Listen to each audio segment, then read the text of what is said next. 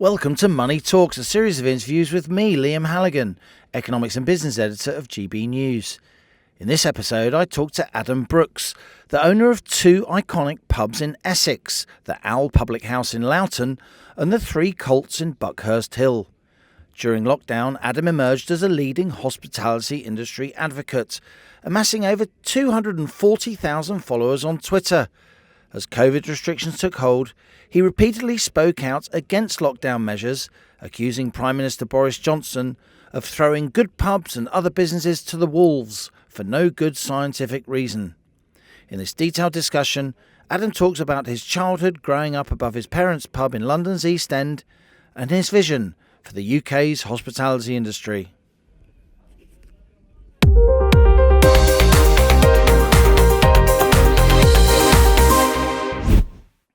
Adam, great to have you here on Money Talks.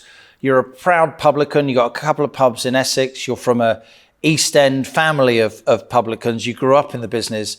But in recent years, you've really emerged as a campaigner for the hospitality industry. Why did you speak up the way you have? Really, because I think it was quite obvious quite early that things weren't adding up, Liam. You know, a lot of the restrictions that they were placing upon us didn't make sense. A lot of the information we was getting from the CMOs, the media, and many of the MPs was very, very exaggerated, and that was obvious. Not that I'm an expert, but I think it became pretty clear with other voices and other experts in those fields that the government and the propaganda was there to sort of scare people and keep people sort of controlled. So, you know, when I really sort of got the ump and become quite aggressive campaigning against the government and such was when they, I call it the press conference of doom, when they showed literally it was a line to 3,000 deaths a day. You mentioned the CMO, the Chief Medical Officer. Yeah. Next slide, please. Yeah. Because it was really during lockdown that you became very prominent, yeah. Adam, and you've amassed hundreds of thousands of Twitter followers. You've really got quite a lot of influence. Yeah. And a lot of journalists follow you and report your tweets these days. Yeah. You did, as we say in East London, get the ump. Yeah. But that's a lot of people get the ump, but they don't all become sort of social media sensations and really effective campaigners as you've become. Yeah. How did it happen? Well, I mean, I had quite a few followers anyway because my businesses were quite popular. Called the Towie effect. Celebrities. The only way is Essex? Yeah, the celebrities and footballers that used to come to my venues before I had the pubs. So, you know, I had a base. But, you know, I used Twitter and social media to sort of express my anger, my thoughts. You know, rather than it sending me a little bit mad inside, I'd find myself tweeting what I was thinking. And it wasn't really for likes or retweets or anything like that. It was me getting out my thoughts and saying what I wanted to say. And, you know, some days I was looking at it thinking, wow, I've had 2,000 retweets there. And that's quite a lot. Or I've had blah-de-blah journalist retweeting me, or that MP is liking that. And suddenly I realised that maybe what I was saying was resonating with not only like-minded people to myself, but I had Labour MPs, Conservative MPs, you know, top-name journalists suddenly liking or retweeting my tweets. I was thinking, you know, I better be careful what I put here. I have got a big audience. And, you know, really, I decided to sort of hone that in and try and use it for some good, Liam. You know, and lucky enough, Alan Miller brought me into the Together Declaration, which is a campaign group. So he founded the famous Vibe Bar in East London. Yeah. He's a big representative of the hospitality industry, particularly the nightlife industry across London and the South East. Yeah. So, you know, I'd never met Alan, funny enough, before sort of all this. And we was really sort of brought together campaigning against vaccine passports, which was a threat for so many months. And it was a threat that would, I feel, almost end hospitality overnight because, you know, it doesn't matter if 80% of people have had their vaccines. They do not want a checkpoint society where, you know, whether it be going to a pub, a cafe, or even the supermarket, they do not want to have to show a QR code. And, you know, I'm a father of three kids. I didn't want that as their future either. And I thought if we could try and nip this in the bud now, it might send a message if they try it again down the line. So there was a lot of personal, and selfish reasons as well. I'm a business owner. I don't do moral it. reasons too. Exactly and that. Your kind of sense of freedom and the relationship between the state and society, what that relationship should be. Yeah. I want to come on to the cost of living crisis, Adam, because you're a very prominent small businessman, but you do run small businesses at the sharp end, and I think the insights of small business leaders are absolutely vital, and journalists should take more notice of them. But before we do come on to the cost of living crisis, I just want to ask you another question about the COVID era.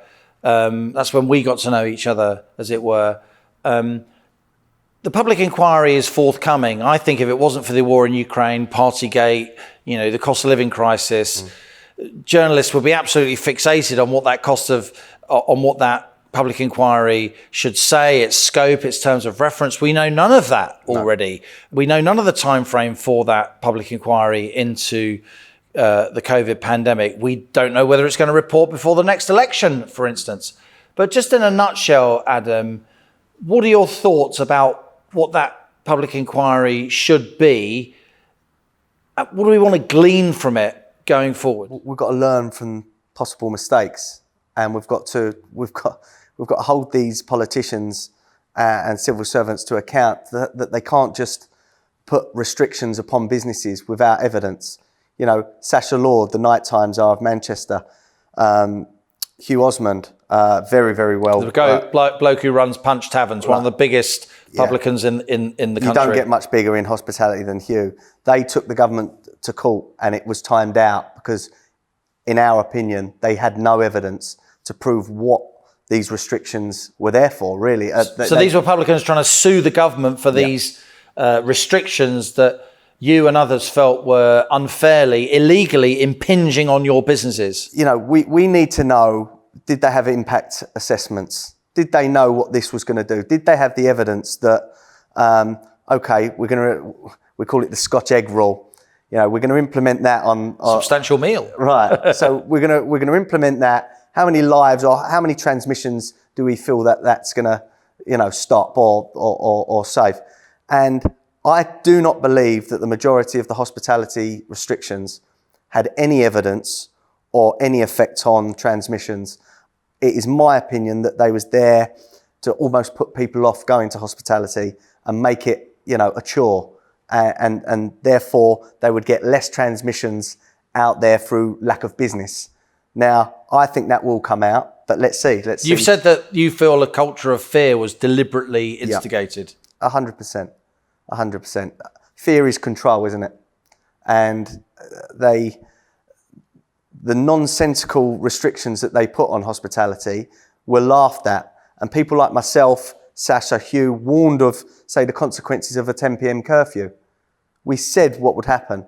Within days, there was crowds outside venues, there was crowds on buses, in town centres, it was carnage. Because chucking out time was so much earlier. Right.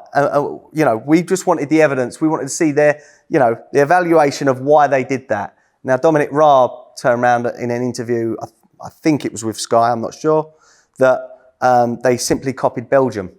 They thought it was a good idea.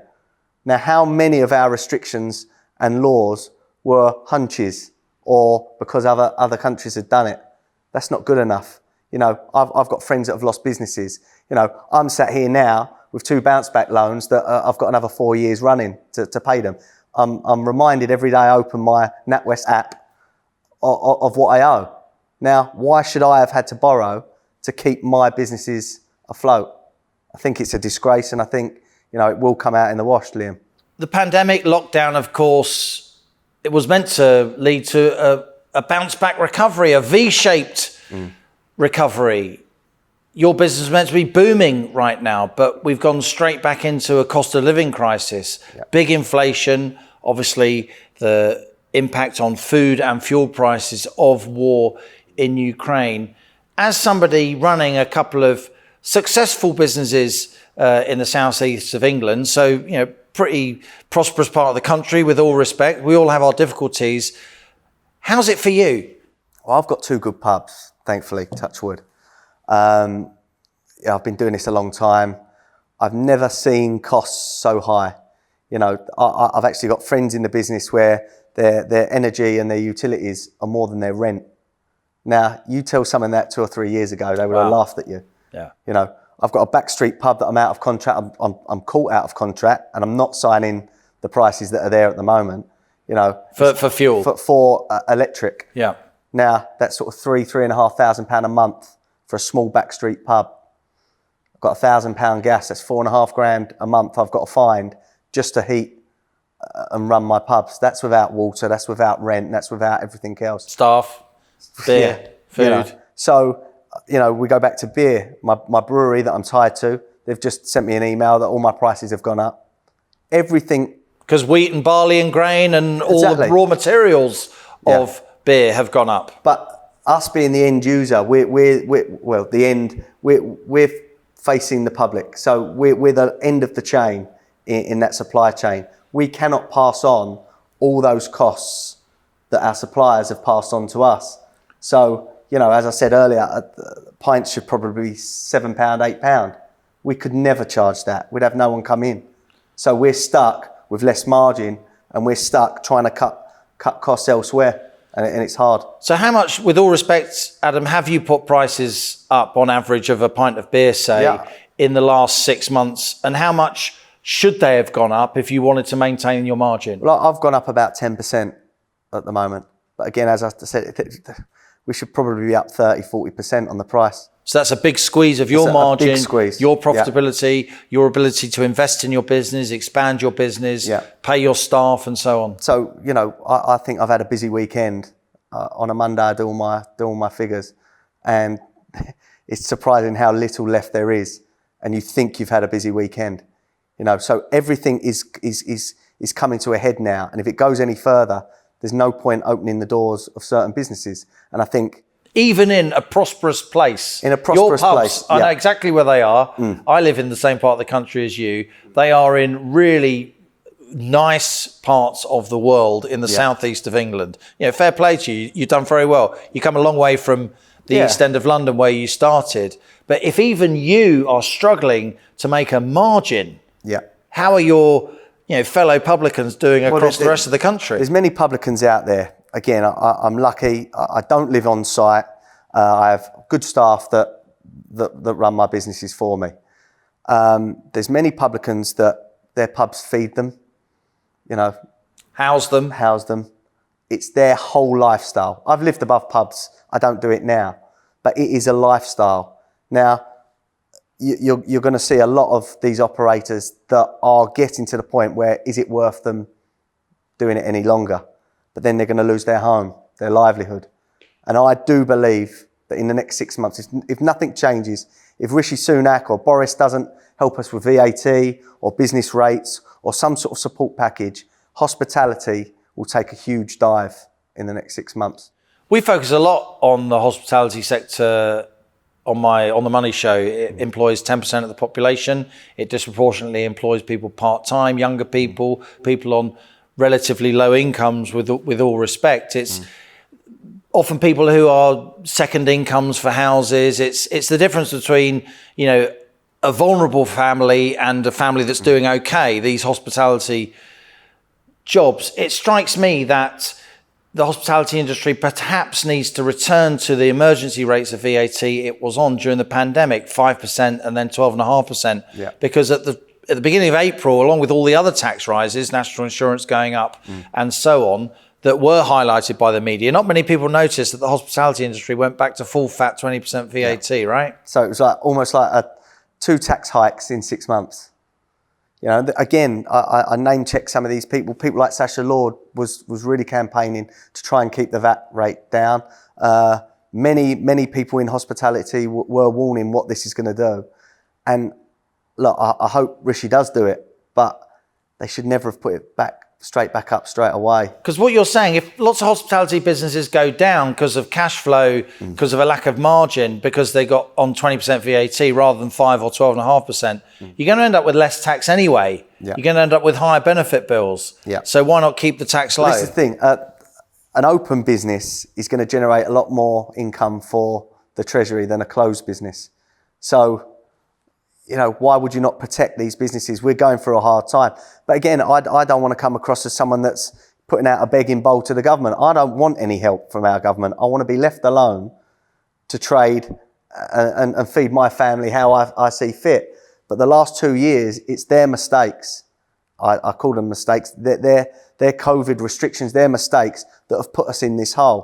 And let's not sugarcoat the energy crisis. It started from lockdown. This isn't just from Ukraine. Inflation was at a 30-year high before Putin made his move on Ukraine. Right, and I feel that a lot of media figures and a lot of MPs forget this, and they're trying to blame everything on Putin. Terrible man, terrible what's gone on in Ukraine. And I feel awful for the people out there, and I hope it ends very soon. But this Ukraine war did not put our energy bills up to what they are now. This was, from before that. And something needs to be done. To what extent do you think the government gets it? There aren't many people at the top table in the cabinet, are there, who are from small business backgrounds? And yet small businesses like yours employ 2/3 of all Brits. They generate over half our GDP, our national income. Do you think we need more people at the heart of government from that kind of small business background? I mean, it would certainly help. It really help. It would help if we had a hospitality minister as well, which a lot of people have campaigned for. But I mean, even in the first lockdown, I read a report that Rishi Sunak put a figure out there on what the average pub rent was, and it was so wrong and out of touch. I think it was out by about 50%. Wow. So if they're getting fed numbers by civil servants or researchers that are completely wrong, they're never going to come out with the right answers, And if they go and meet CEOs of pubcos, which, many of them are hard-working people, have started from the bottom, but they don't represent the little man like me. And that's, again, I go back to why I campaign, because there was not many sort of us little people shouting or being heard. And, I suddenly found myself being invited by people like yourselves for interviews, different media outlets. And I think, it might have opened some of their eyes at the higher levels. Certainly I got a text from a CEO of one of my pubcos to say, keep going. And I opened it, I showed my wife and thought, well, how about you open your mouth? How about you go on the TV and do something, So it's quite frustrating. But yeah, definitely, your question, we do need people with experience at low level in government.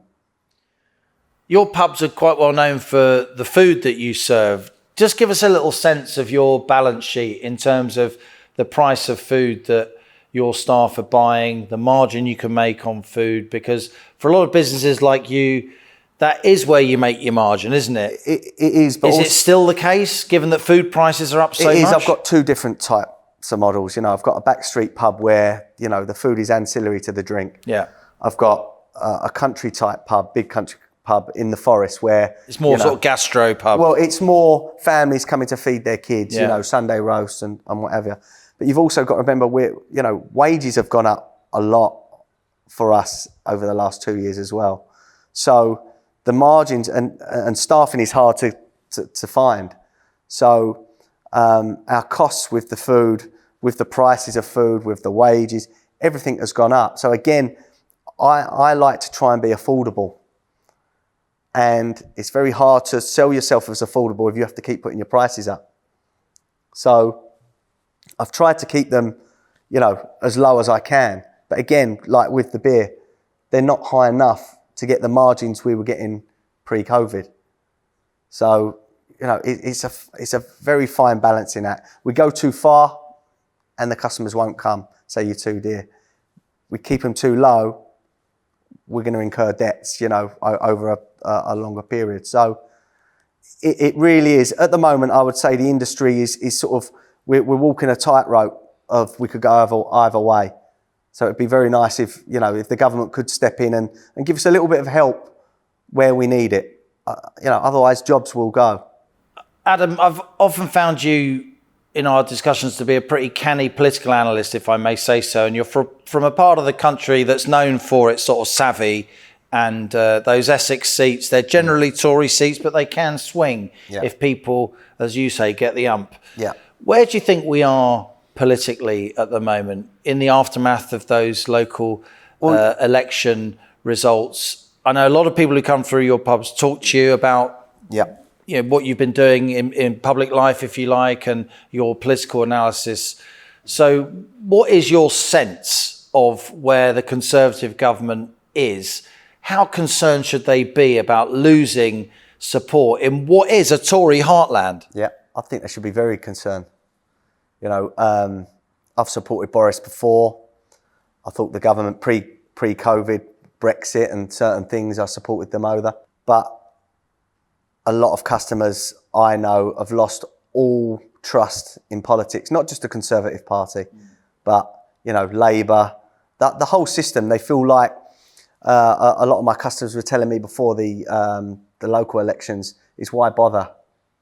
Doesn't make any difference what we vote. And a lot of Tories did stay at home in those local elections. And I think that the numbers showed that. But I think the Conservatives need to get back to being Conservatives. You know, in my part of the world, especially, you know, the Conservatives were often historically lower tax parties. It's just not the case. Business friendly. Yeah. And obviously I speak to a lot of self-employed people. They're you know, they feel dejected, they feel let down. But they also cannot see a saviour in Labour. So where are we with politics? You know, I've tweeted numerous amounts of times that I'm politically homeless. How does Boris and the government get me back? Well, they're not going to get me back if my businesses are suffering with, you know, under the rules and the policies that they're setting. So the answer is I couldn't tell them how to get people like myself back because I don't know, Liam. I don't think possibly COVID has gone forever. You know, when we talk about restrictions, I hope it is. But many people like myself cannot forgive the damaging restrictions. I think it would take a lot of years to forgive that. And now with the cost of living, they've got to step up and do something, or people are going to go further down that road of lack of trust and lack of support. So at the minute, I think we're in like a political purgatory where people, they're waiting to see what happens. They don't know, you know, at the moment it's like two devils that you can vote for. You know, if there was a general election tomorrow, I wouldn't vote. Really? No. And you are so politically engaged, not party political engaged, as you've just demonstrated in your answer.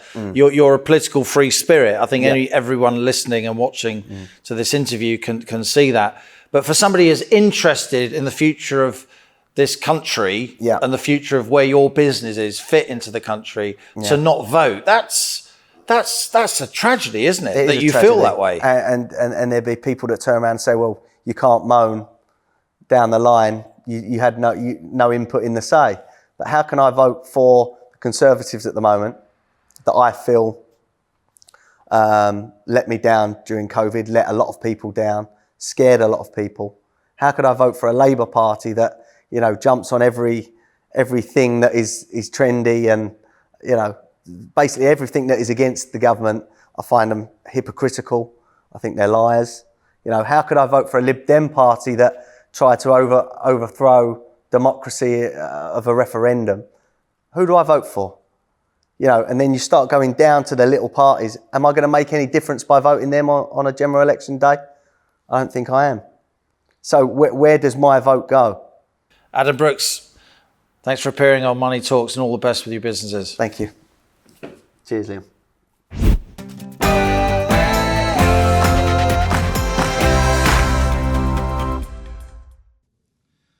Thanks a lot for listening to Money Talks with me, Liam Halligan, Economics and Business Editor of GBNews. If you've enjoyed this episode, then please leave a rating or review on Apple Podcasts, YouTube, or wherever you're listening.